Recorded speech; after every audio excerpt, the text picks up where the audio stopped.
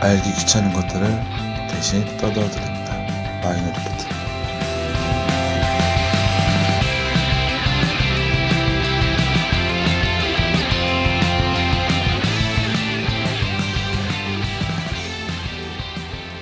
안녕하십니까? 안녕하십니까?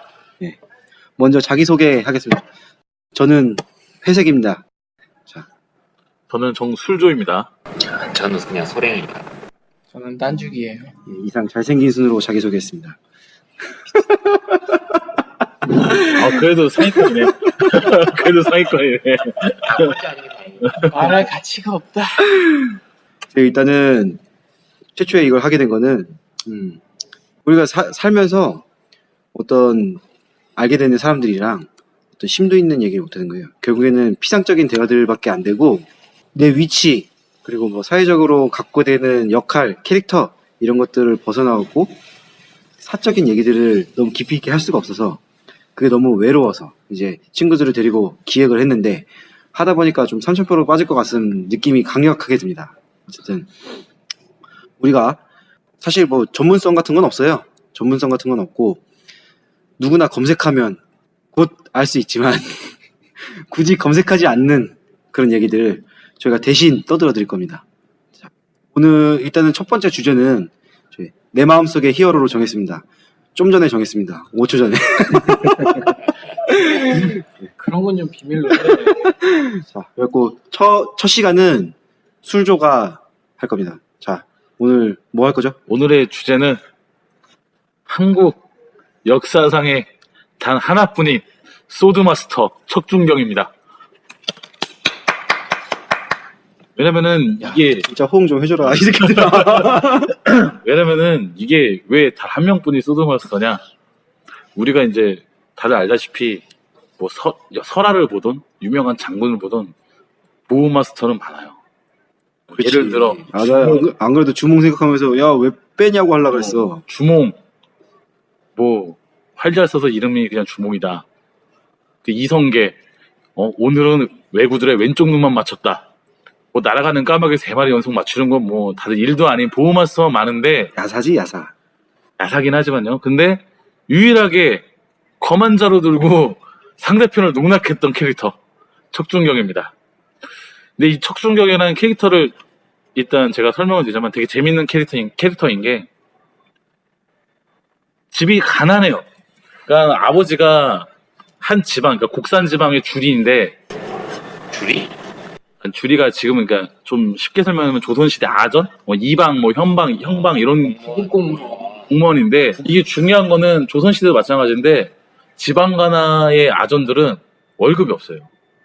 월급 없어서 이제 자기 재산으로만 해야 되는데 이제 뭐 역사적인 설명은 집이 가난해서 공부를 근데 못해서 척준경이 어느 시대 사람인데? 고려시대 사람. 고려시대. 고려시대 고려 충격이 어떤데? 누군데 하는 사람이 있어.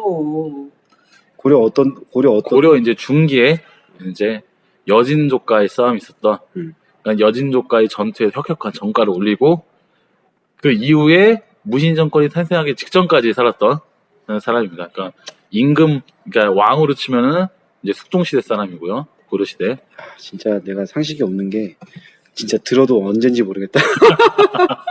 그러니까 고려시대 이제 제일 큰 전쟁이 우리가 뭐 역사에서 항상 학교에서 배웠던 잠깐 태클을 걸고 알아듣기 쉽게 설명하면 몇 년에 태어났는지는 모르고 1144년에 죽었다고 알려져 있음. 자, 이제 대충 언제인지 짐작이 가죠. 대충 1000년 전. 네. 그리고 이 사람은 곡산 출신인데 국산척신. 네. 곡산이 이 곡산이 황해도에 있는 황해도 주에 북쪽. 거기 곡산입니다. 북한이야? 네, 지금 북한에 북한 있고요. 사람이죠. 그것도 빨갱인 건 아니고. 그래서 일단 이 사람이 웃긴 게 집이 가난해서 공부를 못해서 무레배들이랑 어울렸다라고 이제 기록이 남아 있는데 공부하기 싫어서 아니고. 집이 가난해갖고 이제 일진 생활을 좀 했다. 일진을 좀 했는데 이게 이렇게. 근데 이 일진 생활이라는 것 자체를 좀 생각해봐야 되는 게 이 사람이 첫 등장했을 때 무력 자체가 이미 소드마스터야. 근데 이게 문제가 뭐냐면 무레배에서 성공한 사람들이 있단 말이에요. 유명한 사람들. 옛날에는 그러니까 일진들이 다 좀 웬만한 장수들은 일진 아니면은 기족가였어. 둘 중에 하나야. 그냥 복불복이야. 중요한 게 뭐냐면은 무레배에서 가장 성공한 사람이 있어요. 유비관우 장비 아니야? 유비가루 장비보다 더 성공한 사람이 있어요. 유방. 그렇지. 걔는 무협배도 아니고 거렁뱅이에서 시작했잖아. 그 동네에서 일단 그런 게 있기 때문에 뭐 유비 같은 경우도 돗자리 장수였다라고 뭐 장비 같은 경우는 푸족단 주인이었는데 하여튼 요런 그게 뭐냐면 그때 당시에는 지금처럼 뭐 인권, 법의 보호 이런 게 약한 시대니까 기본적으로 그 제도권의 그 치안 행정이 발달돼 갖고 제도권이 꽉 쥐고 있지 않는 때에서는 어차피 뭐 무레배라고 해도 무력 이꼴 세력을 이룰 수 있는 힘 아니야. 결국에는 무력이니까 지금의 금력이나 권력이나 비슷한 위치에 있는 거 아니야. 그래서 지금은 저희가 이래서 힘들어요. 사회자가 이렇게 말을 못해. 정말. 그래서 이게 척준경이 일진 생활을 하다가 여기서 중요한 거는 황해도 곡산이라는 데가 지금도 황해도 지방이 뭐 이렇게 뭐 물산이 풍부한 지역은 아니니까 먹고 살기 일진짓으로도 좀 먹고 살기 힘든 거야. 그래서 이제 그럴 수밖에 없는 게 황해도라는 곳 자체가 우리나라에서 가장 척박한 땅이란 말이야. 그래서 일단 하고 빼고. 경주로 갑니다. 경주로 가요. 이제 놀러 갔는데 거기서 얘가 일진 생활을 하니까 힘도 좀 세고 그 동네에 사는 왕족 중에 이제 계림공이라는 분이라고 할게요. 그래서 왕족이니까 계림공이라는 사람이 자기 식객으로 걷어요. 걷어요. 근데 그 동네 일진 말고 조금 더 급이 있는 그러니까 지금으로 따지면은 뭐 그냥 시장 정도 되시는 분이 야, 쟤 좀 잘 싸우니까 그냥 내 밑에 한번 더 볼까 뒀는데 이 사람이 왕의 셋째 아들입니다. 셋째 아들이면 뭐 우리나라 알다시피 왕되기가 되게 힘든데 왜 형들 둘이 갑자기 죽어요? 그래서 왕이 돼요. 이분이 숙종입니다. 이게 왕이 돼요. 왕이 되면서 자기 식객이었으니까 데리고 가면서 이제 추미란 별가라고 지금으로 치면은 그냥 송경 정도? 그냥 구급 공무원 정도 되는 것 같은데 어쨌든 뭐 고급 정도로 이제 먹고 살다가 이제 이게 척준경이 전투를 나가게 되는 그 시점이 되게 중요한데 그때가 언제냐면은 여진족이 우리나라를 쳐들어옵니다. 아직 여진족이 쳐들어오는데 여진족이 쳐들어온 이유가 있어요. 우리나라에. 그러니까 대의 명분이 있어요. 대의 명분은 야 니네랑 우리나라는 형제 나라인데 니네가 우리를 뒤를 치면 안 되니까 우리 형제처럼 사이좋게 지내자라고 하면서 들어와요. 근데 얘네가 우리한테 형제라고 하는 이유가 있습니다. 여진족이 우리나라한테 형제라고 하는 이유가 있어요. 그 이유가 뭐냐면 그게 아닙니다. 이게 여진족, 그러니까 흔히 그 뒤에 금나라가 되는 이거의 중심, 그러니까 왕족이 완안이라는 성을 완안시를 쓰는 사람들인데. 야, 그거 나 영웅문에서 봤어. 영웅문 완안열 있잖아. 네, 맞아요. 그 사람인데 이게 환족 애들이 되게 싫어하잖아. 이게 그 완안부 부족 자체가 문명이 굉장히 발달해요. 왜냐면은 얘네는 10세기 될 때까지 여진족은 특히 동간도 쪽에 있는 여진족들은 철기조차도 못 만드는 과학력을 가진 애들인데 어느 날 고려에서 온 김치성을 가진 승려분께서 완안부에 오셔서 그 추장 딸과 결혼을 합니다. 그래서 추장이 돼요. 그래서 금나라가 금나라인 이유가 우린 김씨의 후예달에서 금나라가 되는 거예요. 팩트야? 팩트입니다. 금나라가 그래서 금나라. 정확한 역사서에 있는 팩트입니다. 그래서 자기네들은 금나라라고 우깁니다. 우리는 김씨 후손이니까. 그러니까 고려에서 온 김씨 후손이 우린데 니네 우리 편 들어줘야지 왜 송나라 편 들어주냐. 근데 고려 때도 그 한족 중심의 그거였나? 기본. 송나라가 있어. 송나라가 있어. 어쨌든 송나라가 한족나라고. 한족나라고 그 동아시아가 다 한족 중심으로. 되는데 이제 그게 이제 처음 위협받는 게 이제 거란족. 이제 요 나라에서 이제 만주 지방을 먹고 쳐들어오니까 이걸 막다가 고려랑 같이 막아요. 일단 막다가 이 거란족을 막은 게 이제 유명한 게 강가천장군 귀지대첩. 그것 때문에 송나라가 한번 살아요. 왜? 요 나라가 정예병력 30만 보냈다 몰살당해서 가니까 송나라가 한번 살아요. 근데 그 사이에 여진이 힘을 키우는데 이게 여진이 힘을 키운 이유가 뭐냐? 이것도 되게 약간 좀 관계 속에서 나오는 건데 원래 이제 전쟁을 하다 보면 상대편 왕족이나 상대편 지휘부들은 냅두거든요. 안 죽입니다, 잘. 근데 거란족은 되게 웃긴 게 여진족을 추장급들만 죽여요. 추장이랑 그러니까 추장이 어느 정도 위치인데? 족장. 그 한 마을의 최고 권위자. 족장. 그게 어느 정도 위치인데? 마을 대장. 마을 대장이죠. 그러면 되게 낮은 거 아니야? 징기스칸도 한 부족장 대시을 하니까 그 부족장들만 족치다 보니까 그러니까 지도부를 족치니까. 그러니까 내 말은 추장이라고 해갖고 그냥 우리 지금 치면 이장님이라고 하는데 그게 이장님으로 끝날 게 아닌 것 같은 게 왜 그러냐면 그게 어쨌든 이장으로 유목민족에서는 그 이장이라고 이장급이라고 할 게 아니에요. 주장을 좀 더 위에 봐야 되는 근데 거 아니야? 이게 유목민족인데 이게 여진족 같은 경우는 일반 유목민족이 아니라 우리처럼 땅을 가지고 하는 게 아니니까 걔네 어떻게 보면 그러니까 도지사나 뭐 군수 이게 이런 뭐냐면 느낌이야. 이게 여진족에 대한 오해인데 여진족을 유목민족으로 하는데 여진족은 유목민족 4에 농경민족 6이 섞인 민족이 여진족이에요. 그러니까 여진족이 얼마나 유목민족으로서 대단하면은 해적지로 일본까지 털러가는 애들이에요. 여진이 위치가 어디야? 여진이 지금으로 치면 이제 간도 지방이죠. 간도가 어디냐? 이제 그 두만강 위쪽. 두만강 위에. 네. 그러면은 약간 오른쪽 그쪽. 네? 그러니까 오른쪽 지금 위네. 약간 하얼빈 쪽. 만주 쪽부터 한시 2시 방향. 한시 2시 방향. 그러니까 오케이. 지금의 만주 쪽부터 몽골 쪽까지 이렇게 직선으로 쭉 뻗은 지역을 다 차지하고 있었던 그러니까 만주부터 몽골이면은 상당히 길지. 한 10시부터 한 2시까지 해갖고 그렇지. 중간에 중국 하나 놓고 그렇죠. 위로 쭉이네. 근데 처음에 10시와 12시 방향에는 요 나라가 있었죠. 거란족이세요. 요 처음에 나라가 10시, 12시에는 거란이 있었고, 위에, 그러니까 중국 위에 지붕처럼 덮여 있는 한반도 위에 송나라, 10시에서 12시 방향에 거란. 거기. 근데 거란 망하고, 거란 여진이 망하니까 그러니까 금나라가 10시에서 2시까지 다 먹었다. 다 먹었고 오케이. 다 먹고 이제 중국 화북 지방까지 나중엔 다 먹죠. 근데 중요한 거는 여진족은 농경민족이 섞여 있는 민족이라 유목민족 특유의 전투력을 가지고 있으면서 생산력을 할 수 있는. 그러니까 중국에서 역사서에 따르면 뭐라 하냐면은 여진족이 10만 명만 모으면 쟤네가 천하를 제패한다 라는 말이 나올 정도로. 근데 10만을 모을 수가 없으니까. 그게 걔네는 아까 말했던 소수 민족으로 소수 부락부락으로 모여서 살다 보니까 통합이 안 됐었고, 그리고 얘네가 우리 역사랑 관계 있는 건 옛날에 말갈족이라고 혹시 들어봤나요?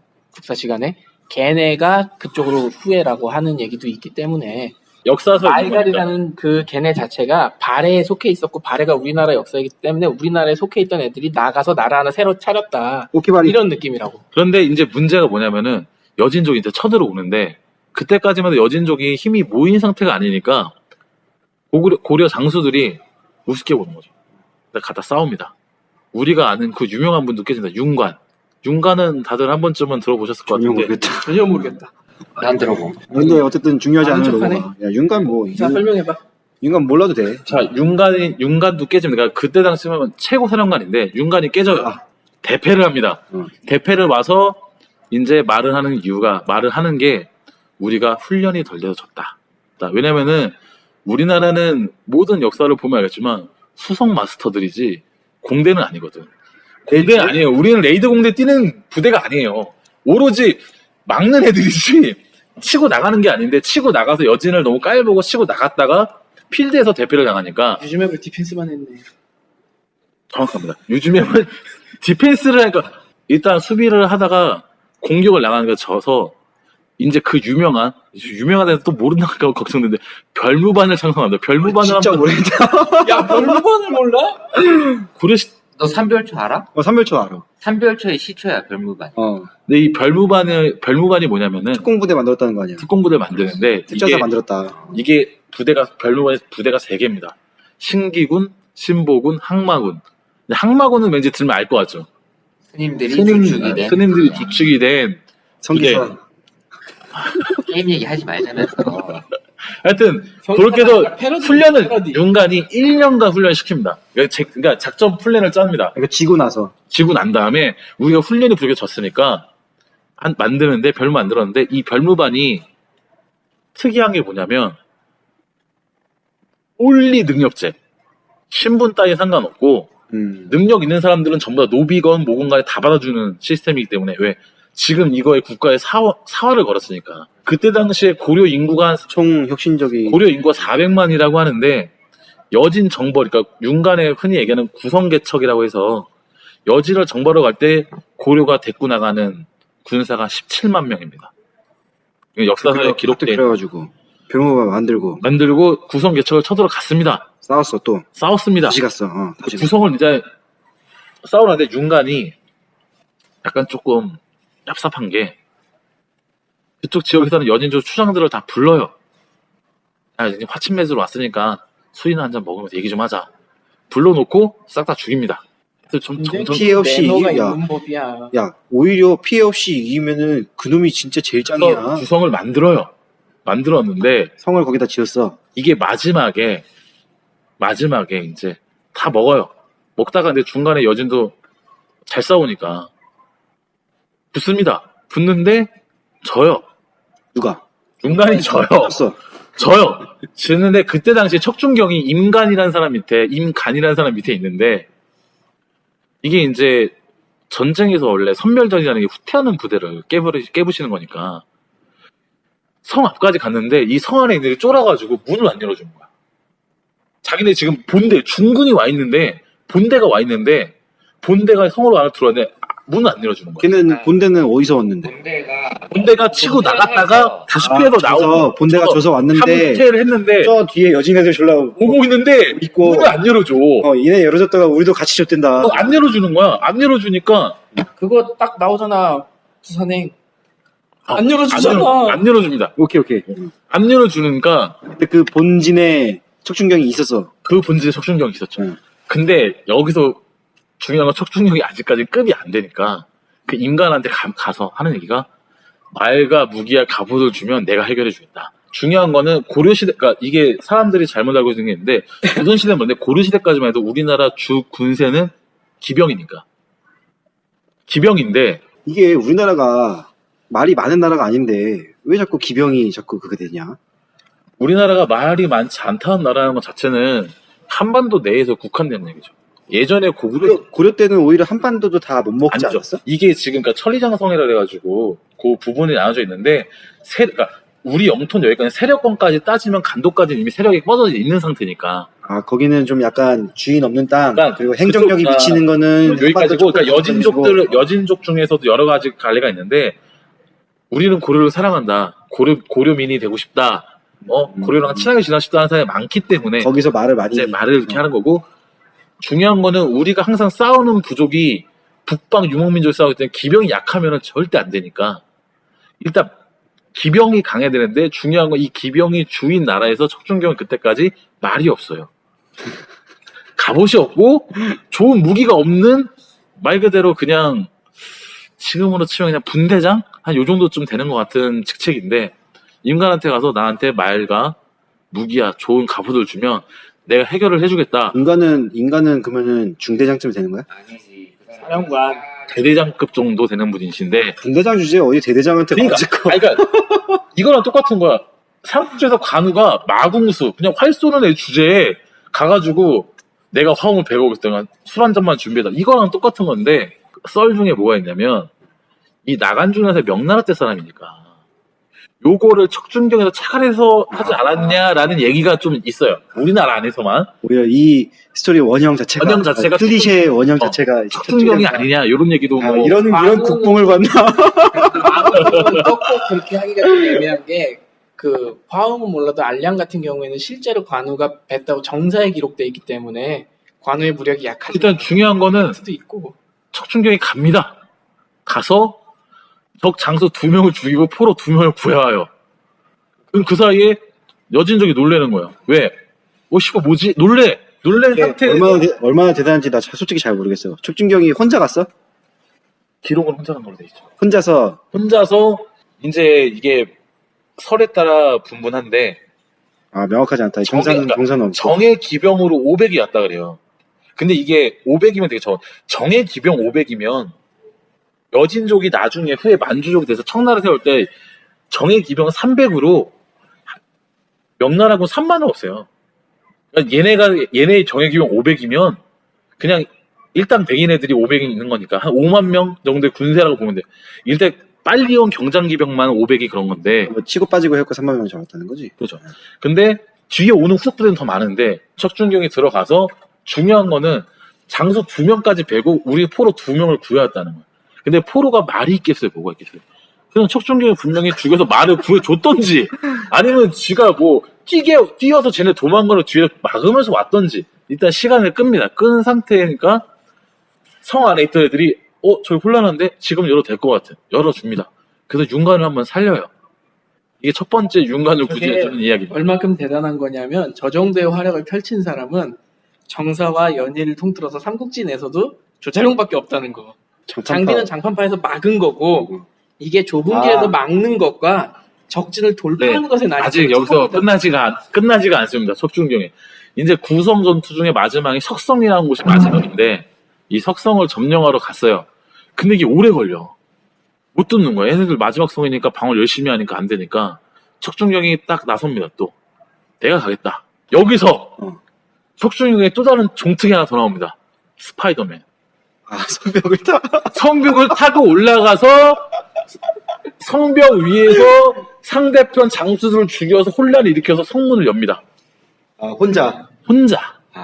일단 기록상은 혼자인데 중요한 거는 이때쯤 되면은 이제 척중경이 한 중대장 소장급 되기 때문에 혼자 가지 않고 이제 몇 명을 데리고 특공조로 갔을 테지만 누구 데리고 가는 게 더 지만이야.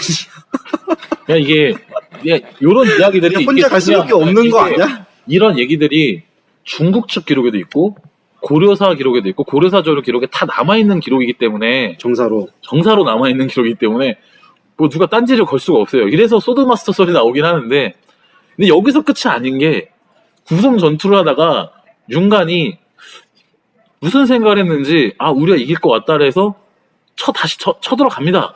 그러다가 여진족한테 포위당해서 죽을 위기에 처했는데 아무도 구하러 못 가요. 근데 척중경이 그럼 나에게 한 개 분대만 다오 해고 가서 윤관 부대를 구출해 옵니다. 또 혼자 가갖고. 혼자 가서요. 근데 이번에는 이제 혼자는 아니고 몇 명 데리고 갔다고 온 얘기가 있으니까 구해오면서 윤관이 얼마나 고마웠냐면 뭐 한두 번이 아니니까 이제부터 나를 아버지라 불러라 라고 합니다. 그리고 자식이 아버지를 낳아줬죠. 그리고 벼슬을 올려줍니다. 아니 솔직히 약간 6단계를. 중요한 건 이제 그러고 나서 이제 윤관이 이제 구성이 어느 정도 안정됐다 생각해서 철수를 해요. 철수를 하고 난 뒤에 이제 척중경이 남아 있는데 정주성이라는 곳에서 여진족한테 또 포위를 당해요. 왜 이렇게 포위는 자주 당하는지 모르겠는데 포위를 또 당해요. 그래서 성이 고립되면 가장 문제가 식량 보급이 안 되니까. 그치. 그러면 식량 조달 안 되면 이제 척중경 얘기를 합니다. 거기는 지휘관들한테 우리가 자꾸 여기 이러고만 있으면 보급이 떨어지고 적의 군대는 점점 늘어날 것이기 때문에 지금 돌파하지 않으면 우리는 여기서 다 죽는다. 나는 지휘관들한테 그럴 줄 알았어. 척중경이 나에게 무기와 말을 주면 내가 식량을 구해올게. 자, 그렇게 얘기를 하고 지금 나가서 싸움을 한다라고 얘기합니다. 지휘관들이 그건 좀 아닌 것 같은데 하는데 여태까지 해보인 그 전적이 있으니까 그리고 또 사령관 아들 됐잖아. 믿고 나갑니다. 무시했어요. 믿고 나갔는데 척중경이 싹 다 또 혼자서 단기 필마로 돌파하셔가지고 정주성을 포위를 뚫어요. 그 보급로를 확보를 합니다. 또 아니 근데 이게 보급로가 확보 같은 경우에 한번 뚫는다고 끝이 아니고 그러니까 이게 어떤 식의 여진족 같은 경우는 이제 맹한 모극제라 그래서 맹한 모극 이게 두 개 나눠서 이제 모극이라는 게 뭐냐면 가구 300호당 군사 100명을 내놓는 제도예요. 그건 이게 10개 모이면 이제 맹한이라고 해가지고 이제 백부, 천부 단위로 이제 나누는 그 제도인데 이게 부족 단위로 나눠져 있으니까 물론 부족 단위로 되면 좋은 점은 전투력으로 빠르게 전환할 수 있지만 한두 부족이 털리면 내 세력이 줄이기 때문에 후퇴가 좀 빨라요.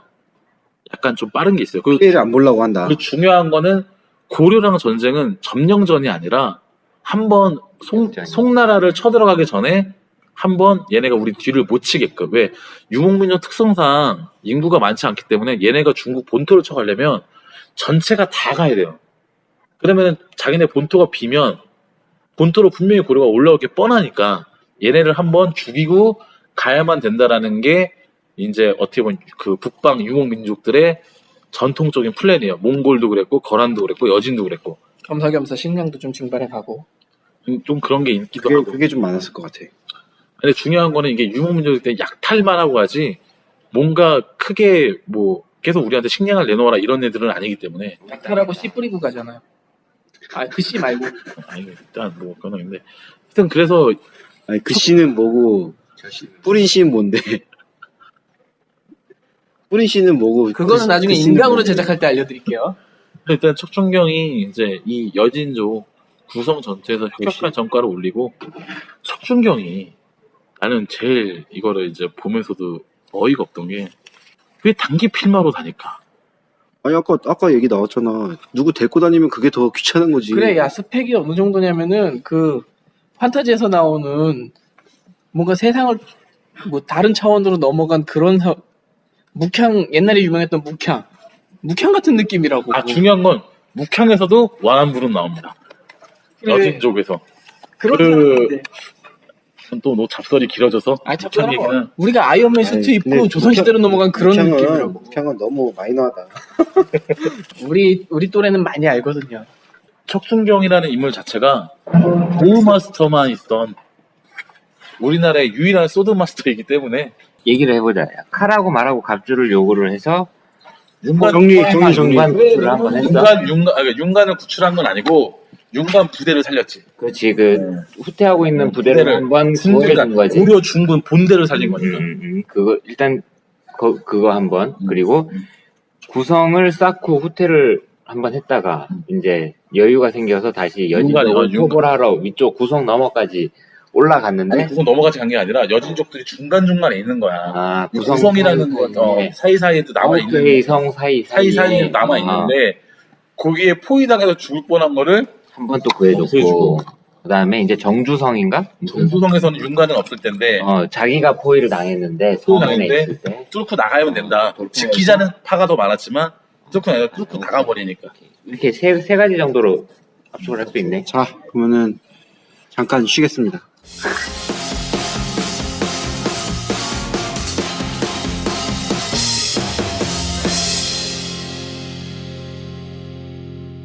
자, 쉬고 왔습니다.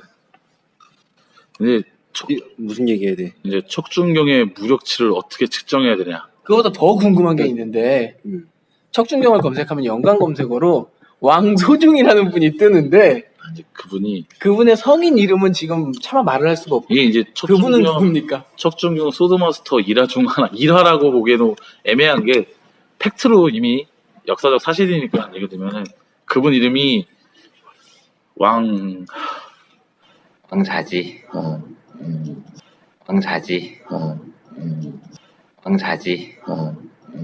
얘기를 왜 못해?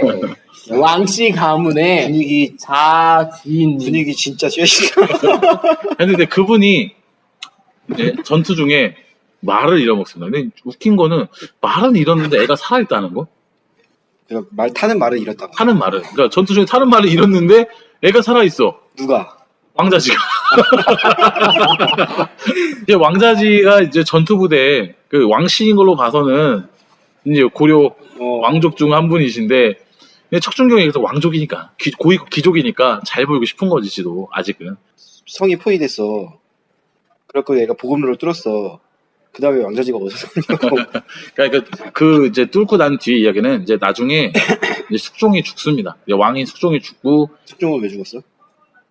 많이 먹어서. 이제 갈대에서 죽은 건 아니고 이게 이제 고려 시대 때 북벌 정책을 필 때 우리나라의 중요한 거점이 평양. 그러니까 평양이랑 계속 왔다 갔다 해서 군사 훈련도 보고 같이 활도 쏘고 하다가 과로사로 죽어요. 과로사로. 평양에서 개성으로 오는 중에 그러니까 숙종이 굉장히 좋은 왕이죠. 뒤에 이제 아들이 인종인데 인종은 이제 북벌 정책이 마음에 안 드는 거야. 하기가 싫은 거지. 왜 그 엄청 신경 써야 되니까 계속. 우리가 지금까지 하던 얘기는 다 숙종 밑에서지. 네, 숙종 밑에서죠. 그래서 숙종이 북벌하는 거예요? 숙종이 북벌이고요. 그리고 이제 인종이 다음 왕이 돼서 이 북벌 정책을 다 취소합니다. 여진이랑 그냥 친하게 지내자. 구성도 돌려주고 그래서 화친을 맺습니다. 여진이 쳐들어올 때는 북벌 정책 하에 있던 거야? 아니면 여진 쳐들어온 것 때문에 북벌? 여진이 쳐들어온 것 때문에 북벌 정책이 나온 거죠. 윤관. 한번 아뜨고 하니까 야 얘네 냅두면 안 되겠다. 안 되겠다. 한번. 근데 중요한 거는 여진이 그때 당시에 와란부에서 힘을 길러서 무기 승천해가지고 이제 거란도 밀어내고 송나라를 먹냐 마냐 할 때의 지경이기 때문에 국력 차이가 원체 많이 나서. 그렇지. 그 당시에 이제 정세 판단을 좀 잘못한 거네. 금나라를 건국을 할 만큼 이제 힘은 쌓여갔는데 정세 판단을 잘못했다고 보기도 좀 힘든 게 거기서 고려가 힘을 뭉쳐서 한번 안 쳐내면 계속 약탈로 왔다 갔다 할 애들이니까 어차피.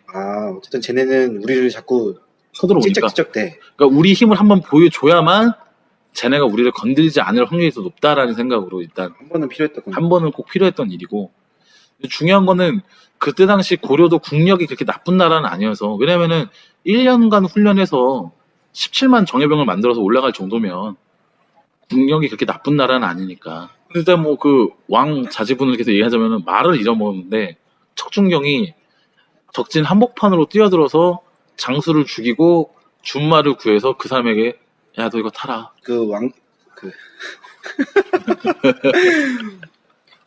그분께서는 싸우다가 말을 잃은 거예요? 그 기록이 없어요. 싸우다 잃었는지 전투 중에 잃었다고만 나오니까.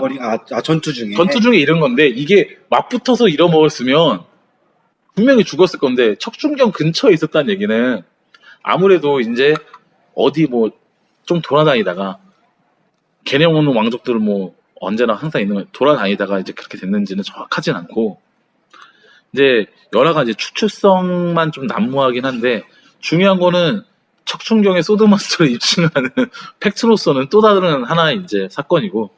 근데 이 왕자지라는 분은 내시 출신이라는 얘기가 있어요. 이게 여러 가지 설이 많아서 그러나 팩트는 말을 잃었고 단신으로 쳐들어가서 말을 구해와. 구해와서 말을 준 거죠. 말을 잃은 게 뜬금없이 돌아다니는 게 아니라 정확히는 그 윤관 밑에서 문관으로서 같이 북벌을 진행했던 인물이다. 근데 중요한 게 이게 왜 뜬금없냐면 문관이 왜 말을 타고 적이나 써도 말을 읽냐는 거죠. 저 앞에서. 삼국지에 가까운 말 타고 다녔대는데 나는 더 이상한 게 적진이 쫙 있어. 맨 앞에 말 탄 놈 거 뺏어오면 되는데 왜 굳이 적진에 들어가서 말을 뺏어갖고 나오냐고. 적진 가운데에 걔가 같이 있었나 보지. 네, 준말을 뺏어왔다 그래요. 얘기가 준말을 얻어왔다는 거니까 그러니까 돌아다니면서 그러니까 이런 거지. 중고차 매매 시장 가서 어떤 차가 좀 괜찮나 둘러보듯이 척준경 시야에서는 말이 좋았네. 적진이나 뭐 맨 앞이나 이런 게 전혀 그게 아니구나. 상관없는. 어차피 뭐 내가 들어가려고 하면 얼마든지 들어가고 막. 그래서 이제 멋있네. 척준경의 이제 무력 수치를 어떻게 봐야 되냐. 흔히 얘기하는 뭐 삼국지식에서 뭐 여포는 무조건 무력 100 뭐 이런 식으로 보는 분들도 있는데 이게 솔직히 이 얘기들이 사실이 그러니까 역사적 사실 남아 있어서 그렇지. 또 여포가 정사에서는 그 정도 세나? 이게 연희 소설에서는 완전 무쌍이잖아. 근데 이게 삼국지 정사라는 것도 이게 삼국지 얘기가 좀 새는데 삼국 정사라는 게 진나라에서 쓴 거기 때문에 그러니까 진나라가 이제 사마이 손자가 세운 사마염이 세운 나라에 그러네. 사마이 손자 그러네. 조존의 쪽을 조시 황제가를 몰아친 사마이가 다음에서 조존에서 쿠데타 일으킨 사마이네 손자가 쓴 거기 때문에 자기네 좀 중심적으로 쓴 조조를 적대한 사람들이 약해야 되는 거 아니야? 그러니까 조조가 세운 황실을 무너뜨리고 왕이 됐기 때문에 조조에 대해서 좋은 말을 안 써놨죠. 그러니까 지금 우리가 조조가 약간 악인이라는 이미지가 그 진수가 쓴 삼국지의 내용 때문에 그런 게 있으니까. 삼국지 연희.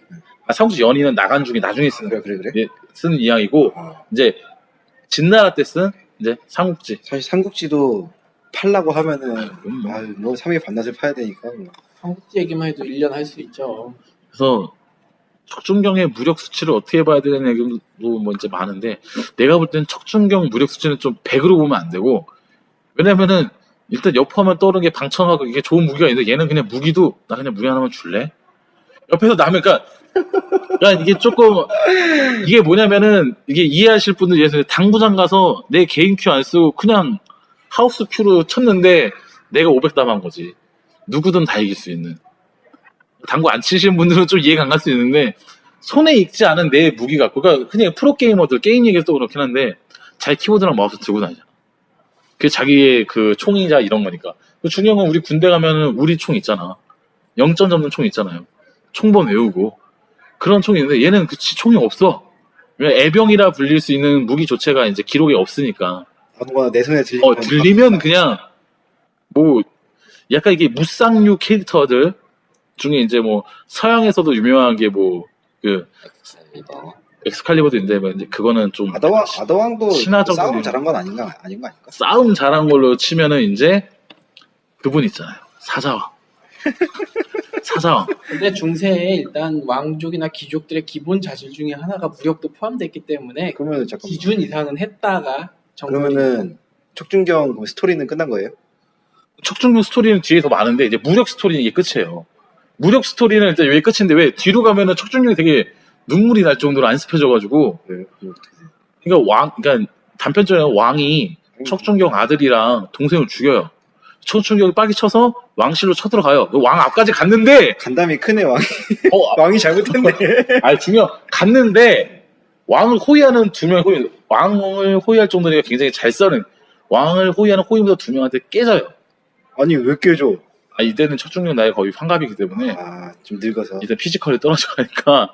세월 앞에 장사. 네. 근데 이게 문제가 뭐냐면 깨졌다는 이야기가 있고 가서 왕한테 설득당했다는 이야기가 있고 하는데 어느 쪽을 봐야 될지 모르는데 일단 깨졌다는 이야기가 돌 정도면 이때는 좀 그래도 얘가 예전보다는 무력이 좀 떨어졌구나. 척준경 몇 살까지 살았어요? 그때 죽었겠지. 태어난 연도를 모르니까 연도를 정확한 나이는 대략 나이가 근데 그때쯤에 이제 환갑 정도 됐을 거다라는 그때 얘기. 죽었다. 네, 왜냐면은 그때 그런 이제 죽은 건 또 그때 죽진 않고 나중에 더 살다가 죽긴 하는데 이게 뒤로 갈수록 초반에 보여줬던 약간 그런 전설의 소드마스터의 느낌은 사라지고 약간 권력욕에 집착하는 사람으로 변하기 때문에 그 뒤를 이야기하면은 약간 영웅의 이미지가 좀 그럴 수밖에 퇴색되는 없게 게 정치력이 높은 사람은 아니었으니까. 정치를 잘하는 사람은 아니니까. 그러니까 이게 뭐냐면 척준경이 아니 동네 양아치가 무슨 국가에 대한 애국심이 있겠어요. 원래 없어요. 그거랑 아니 잘 봐요. 국가에 대한 애국심 자체가 없어요. 내가 볼 때는 양아치일진이 무슨 국가에 대한 애국심이 있겠어. 별로 없지. 야, 듣고 있는 양아치들을 무시하지 마라. 근데 애국심 있을 수 있다. 국가나 애국심 이런 개념 자체가 옛날에 또 있었나? 있죠. 있지. 아주 옛날 그런 고려시대 이런 때도 그러니까 농민들이 봉기를 하고 승려들이 들고 일어나고 그러니까 하지. 우리나라 문화권 안에서는 우리는 무조건 한민족, 우리는 그런 하나 이런 울타리의 개념이 있었다 이거지. 강하니까요. 근데 이게 문제가 뭐냐면 척준경은 그 전의 행동도 봐서도 그냥 자기 출세욕이 좀 강했던 거지. 그렇게 나라에 대한 충성심이 없는데 이 나라에 대한 충성심은 아니고 어느 정도 그래도 나라를 위해서 희생하겠다는 얘기가 나오는 거냐면은 적지 한가운데로 뛰어들 때 이제 자기 이제 주변 지인들 얘기하는 게 남아로 태어나서 이 한 목숨 국가에 바치자면은 나는 솔직히 하겠냐는 식으로 얘기는 솔직히 그런 거 좀 않습니까? 짜증나. 오글거리기도 하고 좀 아니, 그런 게 있는데 야 국가에 바치게 하고 싶으면 그만큼의 그걸 해줘야 되는데 그냥 일단 아니, 근데 그때 당시 그러니까 지금 우리나라 해준 거지. 기준에도 척준경이 그 와중에 왕한테 비단 30필을 받아요. 이 비단 30필이 뭐 얼마나 되겠냐 했는데 우리나라에서 비단 생산 안 되거든요. 다 중국산, 올리 중국산, 메이드 인 차이나. 뭐 터지는 거 아니야?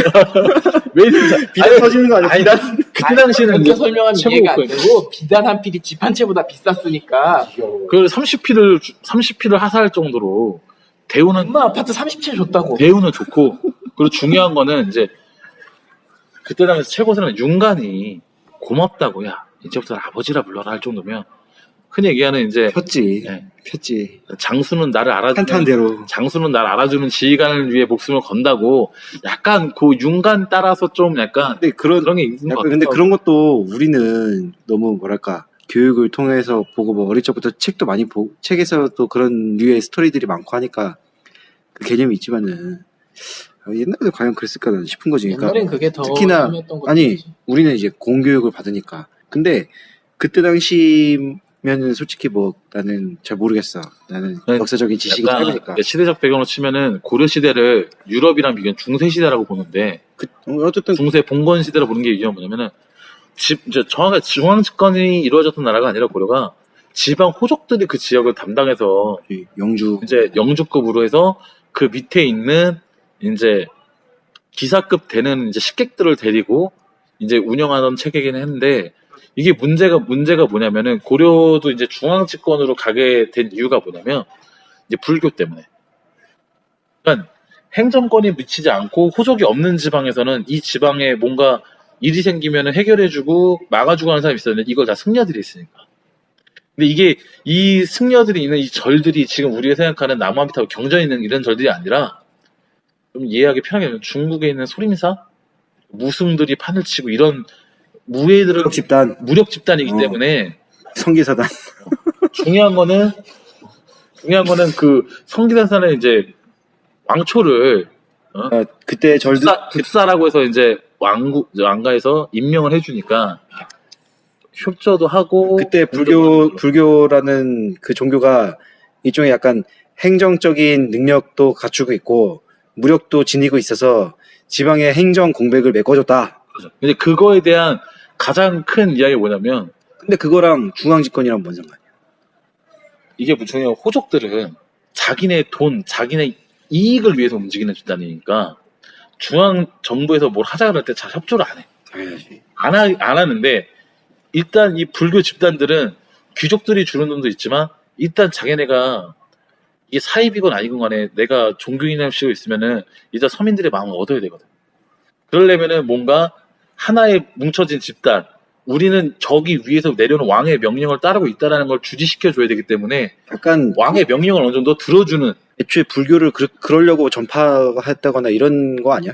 근데 그것도 정치적으로 이제 물고 이제 들어가고 굉장히 굉장히 이제 복잡해지는데 일단 불교 덕에 어느 정도 중앙 집권에 좀 사상적 많이 가까워요. 그 구심점으로 삼기 위해서 만들었다거나 이런 식으로 간단히 중앙 설명하면 집권을 위해서 고려를 호족들이 꽉 잡고 있었는데 불교가 퍼지면서 아까 말했던 그 절들이 그곳에 세력을 뻗치고 자기네들의 영향을 받는, 그러니까 자기네들이 지주 역할을 하기 시작을 이게 했는데 그 이전에 삼국 시대만 봐도 지지 기반이 없으니까 호족의 영향력을 줄이고 왕족의 왕의 영향력을 힘을 더 밀어주면서 늘렸다. 자신들도 지지를 불교가 받았다. 그런 역할을 했다. 그러니까. 왜냐면은 호족이 야 여기 땅 내놔 했는데 스님들이 와가지고 무승들이 딱 와가지고 야 여기 이 사람 땅인데 니네가 왜 내놓으라 그래? 아 이거 내가 먹을게. 붙어 이씨 하는데 스님들이 잘 싸워. 지방에서의 견제 세력이 됐구나. 호족들을 견제하는 견제하는 그랬구나. 세력이니까 근데 그거를 이제 호족들이 중앙에 가서 쟤네가 깽판 친다 이랬을 때 왕. 중앙에서 승려들에게 그것을 허한다고 해버리니까 호족들도 할 말이 없어지는 거예요. 근데 중요한 건 이제 요게 위기가 일어나는 거 아니야?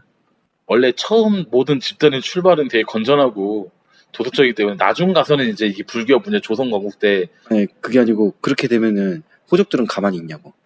가만히 안 있죠. 얘네가 나를 견제하는 세력으로 왕이 보낸 것 같은 느낌이 겁나 강하게 오는데 저걸 내비두고 그냥 성장하고 근데 이제 있던 얘기. 귀족의 그래서 태조 왕건 때부터 왕권을 강화하기 위해서 어마어마한 노력을 기울였다는 게 이제 역사서에 다 남아. 귀족의 무력과 이제 이 사찰의 무력이 충돌하는 와중에 이게 1대1대1 구조에서는 상관이 없는데 왕이랑 사찰이랑 표를 먹고 귀족이랑 싸우면 일단 이쪽 유리하니까 왕쪽이 더 세다. 왕쪽이 더 세지니까 명분. 일단 말을 들을 수밖에 없고 중요한 거는 백성들을 위한다는 게 명분이 있기 때문에 일반 백성들은 이제 이쪽을 지지하지 절대 이 귀족들을 지지하지는 않으니까. 군사 조직 같은 것들이 일본 같은 데는 보면은 사무라이 이런 거 뽑아갖고 걔네들로 싸우잖아. 싸우는 조직이 따로 있고 걔네를 약간 귀족화, 우상시에 약간 귀족화 해갖고 걔네를 갖고 싸웠는데 그런 상태에서는 사실 민중의 지지 기반이 필요 없잖아. 근데 고려는 그게 아니었단 말이야. 아니었죠. 고려 같은 경우는 일단 싸움꾼이었었고 이제 전문 싸움꾼이 있어요. 그러니까 군사 조직 전문 직업 군인이 없고 별기군을 만든 이유가 그러니까 별부반을 만든 그러니까 이유가 그런 직업 군인이 있으면 사실 북한처럼 무력 조직만 손에 꽉 쥐고 있으면 되는 건데 그러니까 지금 민중의 지지 기반을 획득한 그 불교가 무슨 왜냐면은 영향이 있었느냐. 이게 뭐냐면은 별무반에 아까도 얘기했듯이 신기군, 신보군, 항마군이 있는데 이 최정의 무력 중 하나가 사찰 집단이니까. 아니 그게 아니고 이게 중요한 게 뭐냐면 스님이 되는 이유 중 가장 큰 이유가 먹고 살기 힘들어지는 사람들이 많으니까. 아니 내가 말하는 거는 뭐냐면은 북한 애들 보면은 뭐 이제 뭐 세뇌 돼갖고 뭐 어쩔 수 없겠지만은 어쨌든 성군 정치 해갖고 군사 조직만 꽉 쥐고 있으면은 인권 침해하고 해도 되는 거야. 왜? 그거랑 다른 게 뭐냐면요. 그거는 유일한 군 세력이 단 하나로만 유지되고 있으니까. 중요한 건 호족 중에서도 왕하고 친한 사람들도 있고 자기네끼리 뭉치려는 사람들이 있는데 중요한 거는 호족들도 내가 탑이 되고 싶지 제가 탑이 되는 걸 못 보거든. 아이 내가 지금 계속 얘기하는 건 뭐냐면 지금 그거에 대해서 좀 잘못 생각하는 게 군사 체계가 지금과 그때는 전혀 다르단 말이야. 아이. 지금은 군 체계를 갖추고 있으면 조직화된 군대를 이길 수 있는 민중이 없지. 민중이 10만 명이 오든 100만 명이 오든 조직화된 화기 앞에서는 단 1만 명으로도 100만을 무너뜨릴 수가 있지. 근데 호족들 같은 경우에 자기네가 10만이 있는데 100만의 농민이 봉기를 해서 맨손으로 와도 자기네가 전멸을 당할 수가 있는 구조인 거야.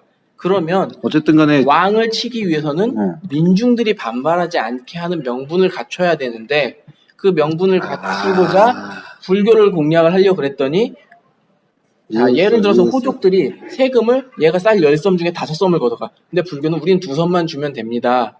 그럼 민중들이 누구 편을 듣느냐 이거지. 그러면 무작정 불교를 탄압할 수도 없고 무작정 왕한테 대들 수도 없는 거죠. 그죠. 명분이 없으니까. 내가 처음에 궁금했던 거는 결국에는 민심이 무슨 소용이냐. 어쨌든 군사조직 쥐고 있으면 되는 건데 이랬는데 그때 당시에는 어쨌거나 민중 봉기가 일어나면 내가 군사조직을 쥐고 있다 아니면 일단 뒤집힐 수가 있는 그렇지, 상태에서 맨주먹 자체가 무력이니까.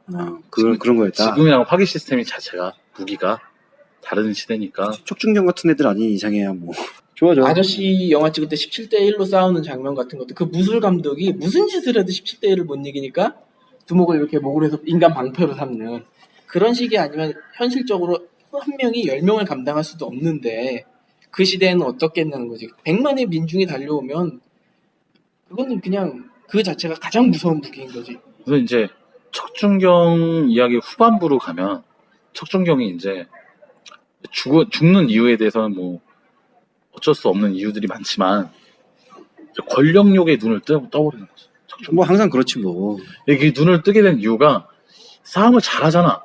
이거 싸움을 잘하고 윤간의 아들로 생각할 정도로 군 내부에 얘한테 신임이 너무 두터운 거야. 척준경이라서. 아니 생각해봐.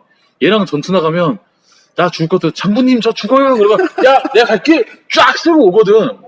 그러면은 이 사람은 어떻게 안 따르겠어? 다 따르지. 그때 당시에는 이거 주먹 센 놈이 짱이니까. 센 놈 옆에 붙어 있어야지. 붙으니까 너무 세니까 여기서 이제 이자겸이라는 사람이 들어갔다. 이자겸의 난 요거는 다들 아시니까 요 정도는 뭔진 모르겠지만 들어는 봤어. 이거는 교과서 고등학교 때 시험 문제 외우라고 한 것 같아. 이게 이자겸의 난이라는 게 이게 난이라 보기가 되게 애매한 구조예요. 왜냐면 이자겸이 왕의 할아버지이자 왕의 장인인 거야. 왕의 외할아버지이자 왕의 장인이야. 이자겸이? 잠깐만. 이자겸이. 외할아버지면 그러니까 내 딸의 손자가 왕인데 또 장인이야. 장인이면은 내 딸을 또 얘한테 실어보낸 거지. 얘한테. 손자한테 그러니까. 이모랑 조카랑 결혼한 거네. 그렇지. 이야. 그러니까 외척 세력이 힘이 대단한데 이게 중요하고 이자겸의 사돈이 한 명이 또 누구냐? 척준경이. 그러니까 척준경이랑 사돈을 맺은 이유가 있겠죠. 군에서는 얘가 신임 두텁고 얘만 잘 다독이면 군부의 반발은 다 커버할 수 있으니까. 동맹 중에 제일 쉽고 튼튼한 게 혼인 동맹이지. 이제 근데 이게 더 튼튼해진 이유가 이제 왕이 이자겸이 마음에 안 드니까 이자겸이랑 없애야 되는 거야. 왕이 이자겸이 싫었어. 이제 자기 장인이자 외할아버지가 그렇지. 자기한테 사사건건 간섭하고 자기는 아무것도 정치를 못하게 하니까 제거해야 되겠다. 왕권이 바닥으로 떨어지니까 제거하려고 해서 보냈는데 자객을 보냈어. 근데 이 자객이 약간 조금 뭐라고 해야 되지? 그 얼굴 못 알아보는 사람 뭐라고 하죠? 얼굴 인식. 안면인식 장애가 있는지 딴인식. 이자겸 죽이라 보냈더니 척준경 아들이랑 동생을 죽여버린 거야. 망했다. 그래서 척준경이 빠개 쳐가지고 왕실로 군사들이 이거 쳐들어가서 이제 여기서 이제 나눠지는 게 아까 얘기했듯이 왕의 호위무사한테 졌다. 아니면은 일단 왕한테 협박만 하고 돌아왔다. 뭐 여러 가지 썰이 있는데 척준경 쳐들어간 것도 이자겸의 난에 속해?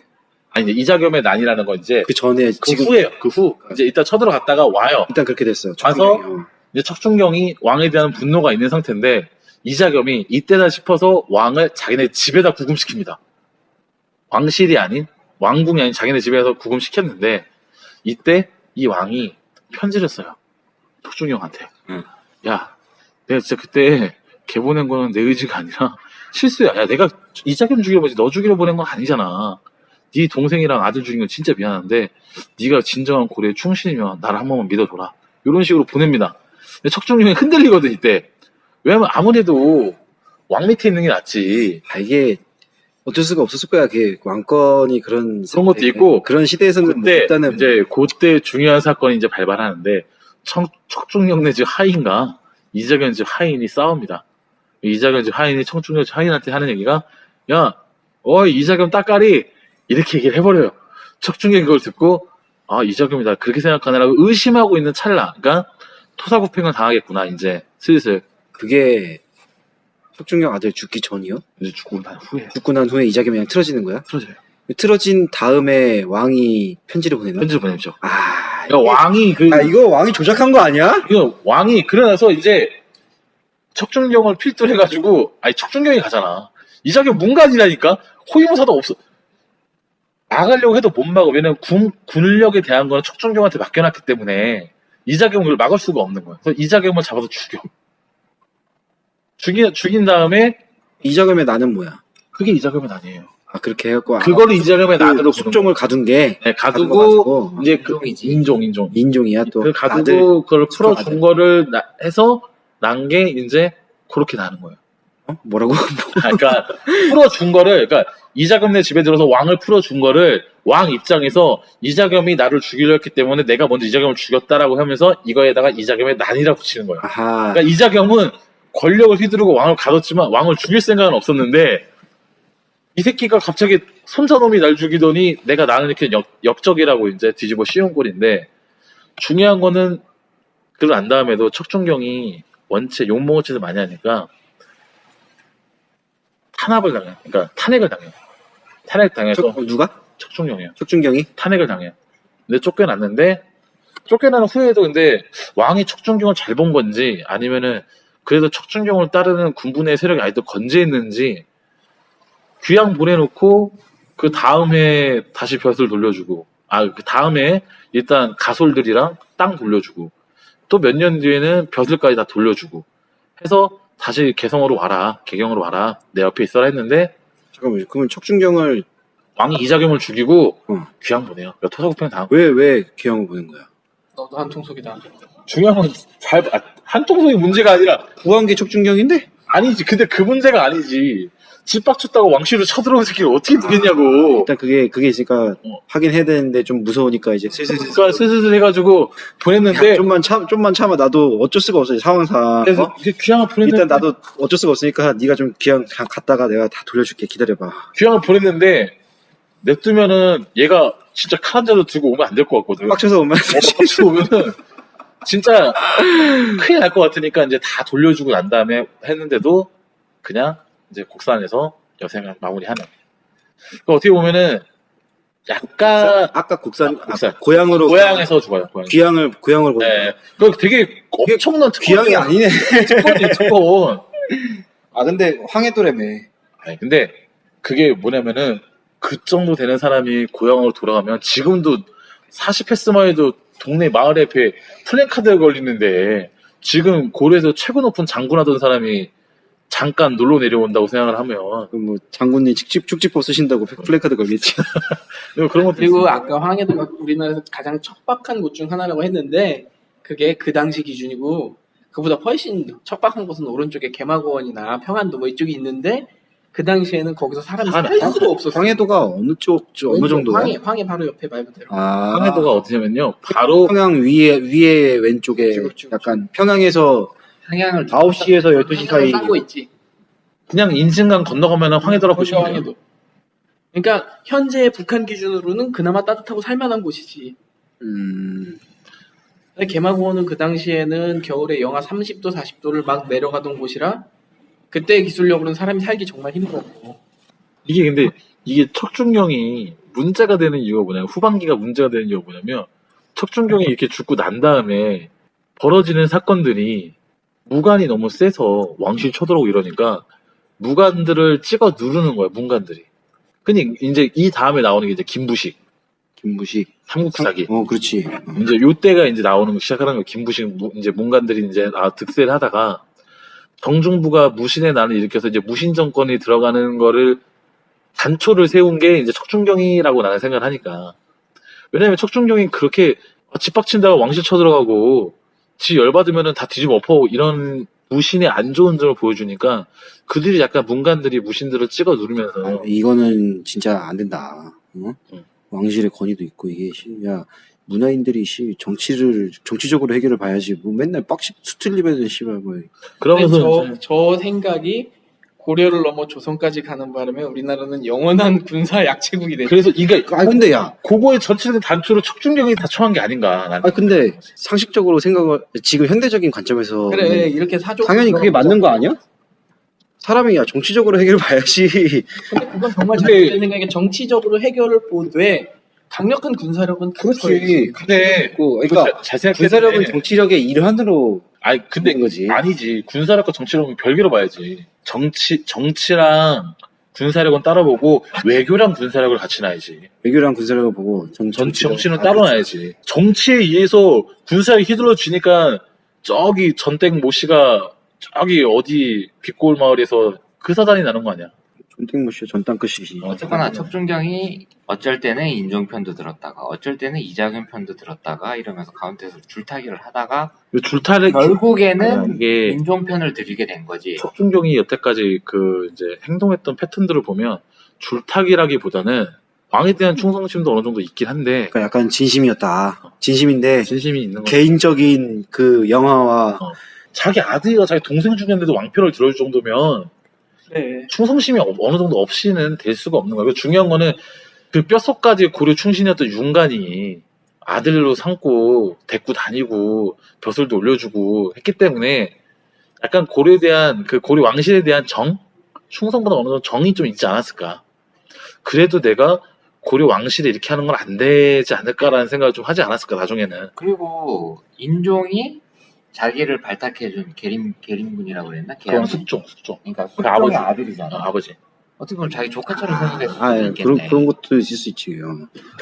아니 나 자꾸 어쨌거나 그런 아니, 거 보면은 현실에서 있는 그거랑 엮고 싶은데 정치력은 좀 솔직히 딸리는 게 맞는 것 같아, 그지? 그치, 야, 신이, 약간 좀 순진한 무인 그런 느낌이 약간 이미지가 있네. 이용당한 그런 느낌도 좀 아니, 있고. 신이 재능을 줬는데, 재능 중 하나가, 네 마음대로 적지 왔다 갔다 할 수 있는데, 너 프리패스권을 주고, 거기다가 정치력까지 주면, 그건 진짜, 뭔가 좀 잘못됐지. 잘못돼. 무력 하나로 그렇게 키우기, 스텝 몰빵을 했는데, 지력까지 높으면 어떡해. 여태까지 그런 캐릭터를 본 적이 없어.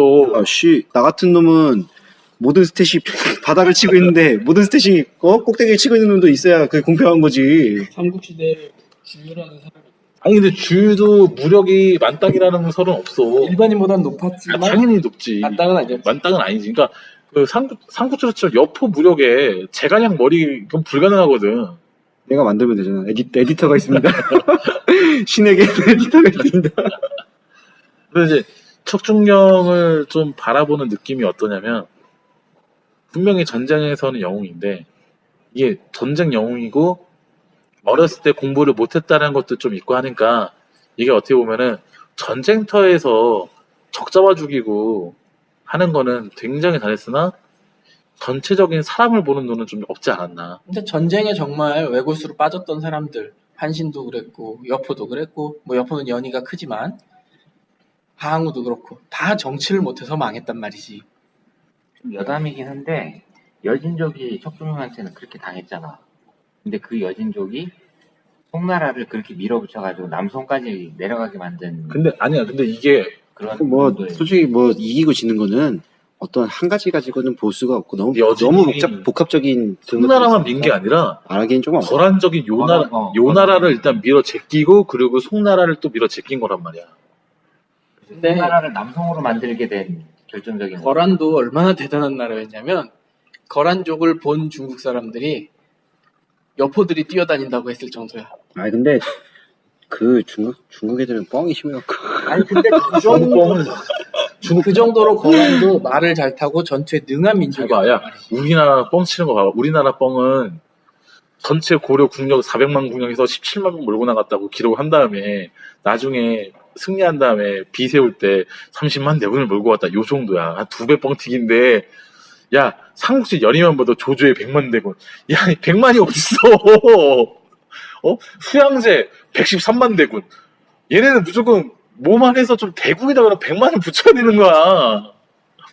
수양제 100만 대군 좀 말이 안 가지 돼. 설이 있는데 뻥이다. 그리고 보급부대 모두 포함한 그 설이다. 후방 농사 짓고 있는 애들까지 보급부대로 쳤다라는 설이 있어. 근데 이게 문제가 뭐냐면 수양제 100만 대군은 출발하는데 43일이 걸렸다는 기록이 남아있어. 1번 출발, 113번 출발할 때까지 43일 되는 거야. 선생님이 번호 부르는데 43일 동안 안 쉬고 불러야 되는 거야, 지금. 이게 척준경이 약간 조금 정치력만 진짜 숫자로 치면 한 5만 더 높았어도 야, 유선한테 정치 아니, 뭐더 그 붙여봤자 그런 거 없어. 높았으면 어떻게 됐는데? 높았으면 일단 이자금 편은 애초에 안 들지 않았을까. 이자가 이자금이랑 사돈을 맺었잖아. 사돈은 안 맺지 않았을까. 왜냐면은 척준경한테 또 사돈이야. 법사돈이야. 근데 지금 결과가 달라질 건 없잖아 사실. 아니 그러니까 약간 척준경 개인사에서 척준경 개인사에서 그러니까 뭐냐면 척준경 정도의 무력을 갖고 있고 이 정도의 힘을 갖고 있으니까 얘한테 사돈 맺자고 하는 애들 엄청 많지. 무지하게 많았을 거야. 결론 군인도 정치를 잘해야 된다? 그렇지. 전당크? 다시는 이 땅에 나 같은 불행한 군이 나오면 안 되겠다? 뭐 이런 거? 야 정치적 판단 끝내줬지. 맞네. 정권을 틀어지었잖아. 유달리 보면은 야 이거 잘라야겠다. 이거는 웃으면서 얘기할 수가 없다. 고려시대 때 유달리 좀 무인이라 그래야 되나? 그게 왜냐면은 이게 그러니까 조선 같은 경우는 문을 형성했다. 아니 그런 문제가 아니라 조선 건국을 하고 난 다음부터 조선 건국하는 시점에 명나라가 너무 세니까 다른 나라들이 쳐들어올 나라가 없어. 그러니까 평화가 길어지는 거지. 오늘 이야기를 정리해 보겠습니다. 그러면은 자 그래서 척준경은 척준경은 영화속의 소드 마스터죠. 좋아. 검기 아십니까? 건강 아시나요? 진짜 건강 검기쯤 그 연령하면 천마 대물꽃을 펼쳐야지 이게 가능할 것 같은 느낌인데 너무 잘 황당하니까. 들었습니다. 사실 원래 척준경 제가 해달라고 했어요. 지나가면서 들었는데 너무 뻥 같은 거야. 최대한 가능하면 팩스를 기반으로 조사해갖고 풀어라. 근데 오늘 한 얘기가 다 맞습니다. 정사, 야사 말고. 이게 야사도 없고 정사에 야사가 없고 네, 우리나라 고려사조랑 그 금나라 기록에 남아있는 기록들 요 기록들로만 중국 기록에도 남아있다고 이게? 중국 기록도 조금씩 남아있어요. 하지만 중국 쪽 기록은 뻥이 있을 수 있다. 근데 주로 이제 왜 고려사랑 고려사 저료가 왜 팩트로 인정받냐면은 이게 다 중국 측 사료 갖고 나중에 조선시대 때 쓴 거기 때문에 비교 검증했던. 오케이. 중요한 거는 고려를 멸망시키고 세운 나라에서 써준 거기 때문에. 그래서 나는 재미있었다. 끝. 재밌어 때문에 재밌는 거지 뭐. 너도 재밌었다. 자. 그 척준경 한다는 얘기를 듣고 살짝 검색을 해봤는데. 네 거를 하라고 이 새끼야. 야, 검색해보면 오래 걸려. 집중해야지. 어쨌든 검색해보는데 모르고. 검색해봤더니 왕자지가 나왔어. 그걸 근데 이름과 안 어울리게 넷이라 그래서 충격받았어. 잘 들었습니다. 빨리 얘기해. 아이씨 그만해. 자. 믿을 수 없긴 한데 정사라니까는 뭐 우리나라에 이런 대단한 장소가 있긴 있었구나 하는 나는 그 정도. 재밌었진 않았어. 제가 처음에 얘기했지만 우리나라는 보호마스터가 대세예요. 문파로 치자면은 국문인데 갑자기 검 들고 서치는 애가 튀어나온 거 정도. 이레귤러 하나씩은 있어야지. 근데 그 보호마스터라고 하면 아니 근데 우리나라 이게 너무 회의적이지 않아? 무조건 왕이 되거나 좀 무력 센 장수는 무조건 활이야. 활로 쏘고 활로 맞추고 이런 얘기가 있지 적장을 몇 명을 배웠네 이 얘기는 없어. 나 갑자기 궁금한 거 생겼어. 이 사람 신체 조건에 대한 거는 뭐 어디 남아있는 자료가 없던가요? 없어. 정사에 그런 신체 조건도 나오나? 나오는 사람 왜냐면 이게 척이라는 기준 이거에 잡설이긴 한데 척에 대한 논란이 있을 뿐 나오긴 나온다. 그러니까 논란이 왜 있냐면은 이 척에 대한 거를 한 나라에서 그러니까 중국 유방에서 한 나라에서 세운 도랑령을 썼느냐 아니면 현대의 도랑령에 현대에 가깝게 돼 있냐의 차이인데 왜냐면 한 나라에서 세운 한 척 1척은 24cm 지금 현대에서 한 척은 30cm. 그러니까 한 자라는 표현. 그게 내가 척이라는 게 내가 알기로 팔꿈치부터 손끝까지. 그렇지. 옛날에는 작았으니까. 24cm. 옛날에 사람들이 못 먹고 근데 중요한 거는 크니까. 고려가 한 나라는 200년대 나라고 고려는 지금 이거 1100년대 얘기니까 그 사이가 1000년이기 때문에 이 척이 24에서 34위로 와 있는 건지 24인지를 모르는 거니까. 그렇지는 않을 것 같아. 전체적인 기준으로 어차피 식량 딸리는 거는 아니 그런데 고려시대나 한나라나 뭐 비슷하게 덩치가 딸렸을 거 엄청 아니야. 컸다거나 그러면은 좀 특이하기 때문에 어떻게 보면 정답인데 남았을 가능성이 근데 애초에 야 많거든? 일진일 때부터 그렇게 막 식객으로 그 왕의 셋째 아들한테 식객으로 할 정도면은 겉보기에도 뭐가 있었겠지. 아니, 중요한 거는 기본적으로 뭐가 눈에 내가- 띄겠지. 아니 기본적으로 내가 덩치 좋고 키 크고 힘 세니까 동네에서 일진 양아치짓을 했겠지.